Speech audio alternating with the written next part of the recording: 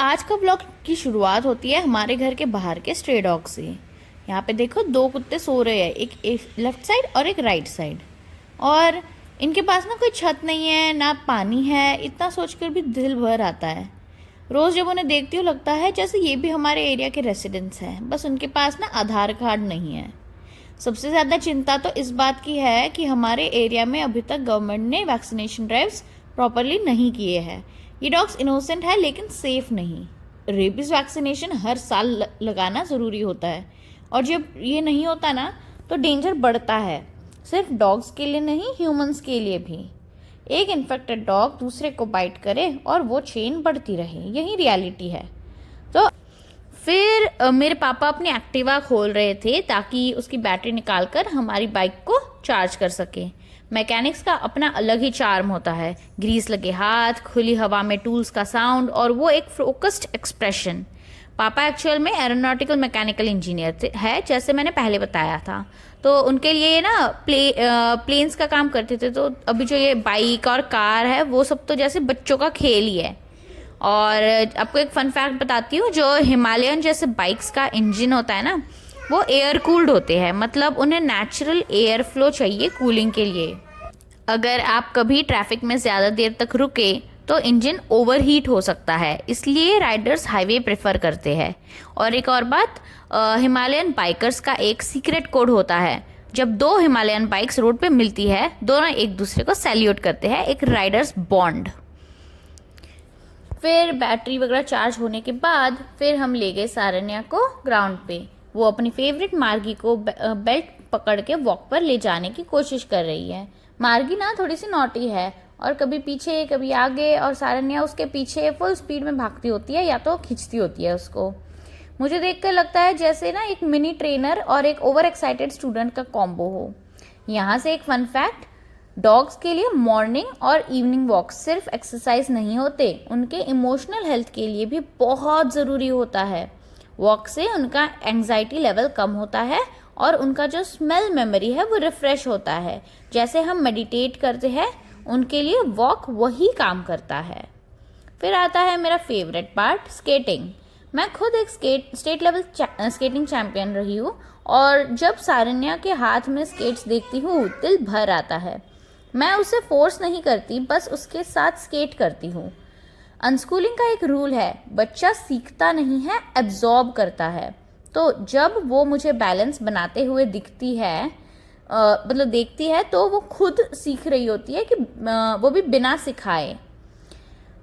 Fun fact, skating एक full body workout है। Legs, core, arms सब काम करते हैं इसमें। और एक साइकोलॉजिकल फैक्ट, स्केटिंग से बच्चों का कॉन्फिडेंस बूस्ट होता है क्योंकि वो अपने बैलेंस पे ट्रस्ट करना सीखते हैं।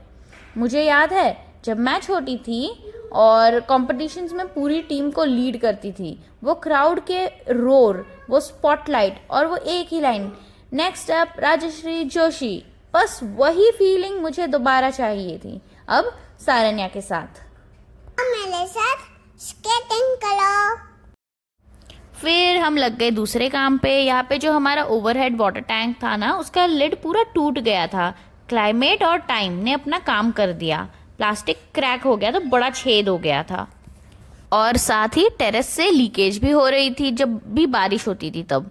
तो पापा और अनूप मिलकर वाटरप्रूफिंग कर रहे थे, सीमेंट, केमिकल, ब्रश और फुल डेडिकेशन के साथ। मैं यहाँ वहाँ घूम रही थी, उन्हें देख रही थी, और दिल में एक थॉट आया, इंजीनियरिंग सिर्फ डिग्री नहीं होती, ये एक थिंकिंग होती है, प्रॉब्लम सॉल्व करने की हैबिट। फन फैक्ट, ज़्यादातर इंडियन हाउसेस में 750 लीटर टैंक्स लगते हैं, लेकिन हमने इस बार 1000 लीटर का लगाया है ताकि वाटर प्रेशर और सप्लाई दोनों बेटर हो। और एक और इंटरेस्टिंग टिप, अगर आप टैंक पे वाइट पेंट करते हो तो पानी 3 से 5 डिग्री तक ठंडा रहता है समर में। ये सब हो रहा था तब तक सारन्या टेरेस पे ही स्केटिंग सीख रही थी मेरे साथ, और मैं हाथ पकड़ के उसको चला रही थी। और अनस्कूलिंग का एसेंस यही है, गाइडेंस नॉट कंट्रोल।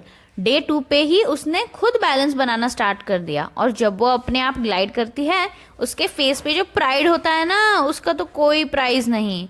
मैं सोचती हूँ स्कूल बुक से ज़्यादा लाइफ लेसन्स यहाँ टेरेस पे मिल रहे हैं। फिर आता है सबसे क्यूटेस्ट पार्ट, सारन्या का वाटर टैंक स्विमिंग। ये जो नया 1000 लीटर का टैंक नीचे रखा है ना, उसमें थोड़ा पानी था और उसमें वो जाके ना बैठ रही थी जैसे एकदम मिनी पूल हो। गर्म आफ्टरनून में वो वाटर बबल्स बना रही थी और मैं सोच रही थी क्या ज़रूरत है रिजॉर्ट की, जब इतना उसका बचपन है ना वो इमेजिनेटिव है। और चिल्ड्रन का जो इमेजिनेशन होता है ना, उसके पीक ईयर्स होते हैं 2 से 6 साल के बीच। उन्हें बस थोड़ा स्पेस चाहिए और वो दुनिया बना लेते हैं। फिर हमने टैंक टेरेस पे चढ़ाया, एक पूरे टीम वर्क मोमेंट। पापा, अनूप और मैं, 3 लोग, एक टैंक और एक रस्सी और एक जुगाड़। रस्सी को स्टिक से टाई करके धीरे धीरे खींचते गए और रस्सी को लंबा करने के लिए हमने ना एक स्किपिंग रोप भी बांधी थी। फिर ऐसे लग रहा था जैसे कोई ना रॉकेट लॉन्च हो रहा हो। फिर कैसे कैसे करके ऊपर ले आए टैंक को और एकदम सही सलामत ऊपर आ गई। फिर पापा ने फिर होल्स ड्रिल किए पाइप के फिटिंग के लिए। जब हम ऊपर ला रहे थे तो अनूप सबसे पहले नीचे था, पापा बीच वाले फ्लोर पे थे और मैं टेरेस पे थी। डायरेक्ट कर रही थी कि थोड़ा लेफ्ट, थोड़ा राइट, थोड़ा ऐसे वैसे करके। और पापा बोल रहे थे कि ये ना सिर्फ इंजीनियरिंग नहीं, ये जिम भी है। और इसी बीच जैसे ही वो ऊपर आई ना तो सबको एक एकम्प्लिशमेंट जैसा फील हुआ। नीचे सारन्या अपनी नानी के साथ ड्राइंग और लिखना प्रैक्टिस कर रही थी। नानी के हाथ में एक सिंपल पेंसिल और एक पुराना नोटबुक, और उनके बीच में एक नया वर्ल्ड क्रिएट हो रहा था। कभी लेटर्स, डूडल्स, शेप्स, उनके छोटे छोटे मीनिंग्स। मैं उन दोनों को देख के सोच रही थी कि यही तो अनस्कूलिंग है, जब एक चाइल्ड क्यूरियोसिटी से सीखता है और एक एल्डर पेशेंस से सिखाता है। No textbooks, no marks, बस बॉन्डिंग के थ्रू नॉलेज ट्रांसफर।